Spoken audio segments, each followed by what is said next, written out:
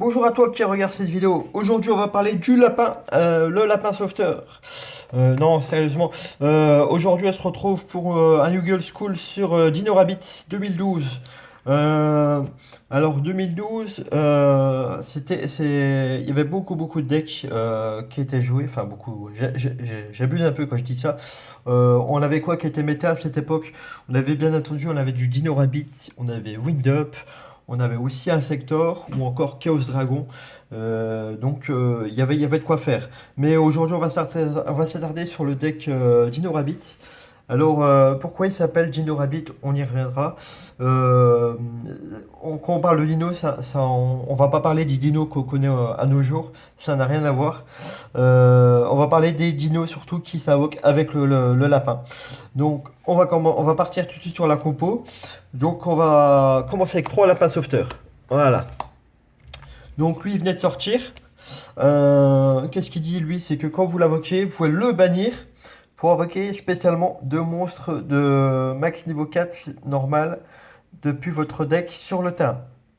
Donc, le but c'était de faire des excises, hein, évidemment, hein, parce que il me semble qu'il y avait un contre-coup. Euh, oui, les monstres partent durant la phase si vous les laissez sur le terrain. Mais voilà, quoi, on était vraiment en plein essor des monstres excises, et donc fallait trouver quelque chose avec ça. Donc, on va enchaîner avec les monstres qu'on va invoquer, donc les dinos. Donc, 3 sabrosaures et 3 cabazos. Donc pourquoi des dinos? Pour ceux qui... Alors je vais les remettre au-dessus pour le reflet, parce que c'est les pochettes, ça, voilà, ça reflète. Pour ceux qui connaissent pas pourquoi on invoque des dinos, c'est en rapport avec les Xyz qu'on va... Ensuite, on va enchaîner avec 3 tours guides. Hop, voilà. Ça faisait qu'un an qu'elle était sortie, donc elle était encore à 3. Donc guide, c'est tout bénef, hein, parce que pour ceux qu'il faut le rapprochement tout de suite, c'est avec le lapin, hein. En plus de ça, que c'était joué partout, parce que ça vous donnait un accès direct à un Exis de rang 3. Donc c'était obligatoire de la jouer. Ensuite, on va 3 maxer. Alors en trap, on joue que les 3 maxi. Si vous voulez, j'ai pas mis de Weiler, parce que j'ai déjà les chaînes de Menac, on en reviendra dans les pièges. Mais surtout les maxi, parce que c'était très fort à l'époque, surtout contre Windup, quand il commençait sa loupe. Mais avant tout, parce que c'est le deck Dino Rabbit, il avait un petit défaut, c'est qu'il pouvait bridge parfois. Et le maxi, ça pouvait vous permettre de débriques tout simplement, d'empêcher l'adversaire de jouer un tour. Donc moi c'est pour ça que dans cette compo là j'ai trouvé ça intéressant de le mettre x3 au lieu de faire 2 maxi, 2 Veiler comme j'ai fait dans Wind Up. Là j'ai mis 3 maxi. Voilà. Ensuite on enchaîne avec 3 Jurakaiba. Jurakaiba, lui, qu'est-ce qu'il dit? C'est que lui, s'il détruit un monstre à la voie cimetière, vous pouvez invoquer un monstre Jurak, y compris le même, hein, depuis votre deck sur le terrain. Donc le but c'était d'avoir tout le temps 2 dinos pour réunir la condition d'avoir des dinos et de faire un X6. Alors moi je joue que 3 Gaiba. Il y avait pas mal de combos qui jouaient 3 Gaiba et un autre Jurek pour avoir une autre target. Mais moi j'ai pas jugé nécessaire cette compo là d'en mettre un quatrième. Donc je me suis limité à 3 Gaiba. Ensuite on joue un Sangan qui est une target à guide. Et que voilà, c'est Sangan. Ensuite, le Gorse, pour terminer les monstres. Alors, pourquoi Gorse? Alors, Dino Rabbit, à savoir, c'est que c'est une carte qui a beaucoup. C'est en fait, c'est comme Gladial, il a beaucoup de cartes défensives, magie piège. Et donc, du coup, Gorse, vous me direz pourquoi il est là. Alors, parce qu'il comment dire, il est invisible en fait. L'adversaire ne peut pas le lire et n'avez pas, vous aurez souvent des MP pour vous défendre, mais pas tout le temps, ou alors il y a un Eevee par là qui passe. Mais c'est surtout que c'est une carte que l'adversaire n'atteindra pas du tout. C'est pour ça que, même moi à l'époque, quand je jouais contre Rabbit, quand je prenais Gorse, mais ça faisait mal parce qu'on s'y attendait vraiment, vraiment pas. On s'attendait pas à se prendre ce genre de carte dans le deck. J'ai dit, le mec, non, il joue pas Gorse, il a bien de pièges. Ben si. Donc Gorse, il a tout son intérêt d'être là. Enfin, moi, je le trouve incroyable. Juste sur cet exemple-là, du fait il est vraiment inattendu. C'est voilà. On finit avec les monstres. On va passer maintenant aux magies. Donc j'enchaîne hein, pour pas que la vidéo ça dure 10 ans. Avec les magies, donc on va commencer avec 3 lances interdites. Donc c'est pareil, elle est x3 parce qu'elle est incroyable, elle est totalement obvious dans cette compo. Parce que alors elle, qu'est-ce qu'elle dit? Vous pouvez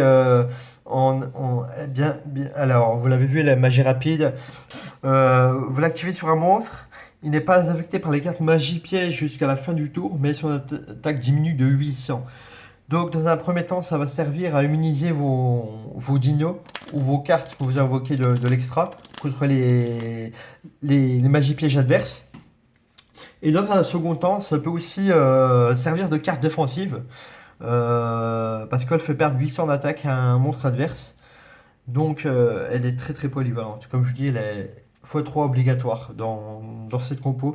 Et je crois même qu'à l'époque, la plupart du temps, elle était à 2 ou à 3 dans les compos. Tellement elle était efficace. On va continuer avec 2 typhons pour les PTMP, un Heavy Storm. Ensuite, on enchaîne sur les basiques, hein, Trou Noir, Reborn, Book of Moon, ça c'est normal. Mind Control qui était joué. Alors je vais la remettre au-dessus encore un peu pour que ça fasse pas de reflet.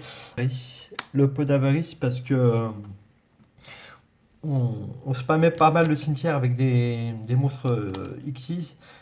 Donc lui, le pot, il était au grind, il était très très intéressant. C'est voilà, j'ai pas grand chose à dire de plus. La petite dernière magie que j'ai rajouté un peu en tech card, la destruction terrestre. Alors en mirror, ça pouvait servir pour forcer, par exemple, si l'adversaire avait un Lagia à forcer la negate. Moi, je trouve ça fun de la mettre, que j'ai rajouté. On va continuer sur les pièges. Donc, en piège, on a 2 warnings. Ça, c'était joué partout à l'époque. C'était limité à 2. Vous pouvez 2000, vous annulez une invoque ou une carte qui inclut une invocation spéciale dans son effet. C'était totalement ouf. Ensuite, 2 chaînes de maniaques, voilà, que j'avais cité tout à l'heure. Un peu en remplacement des Veiler.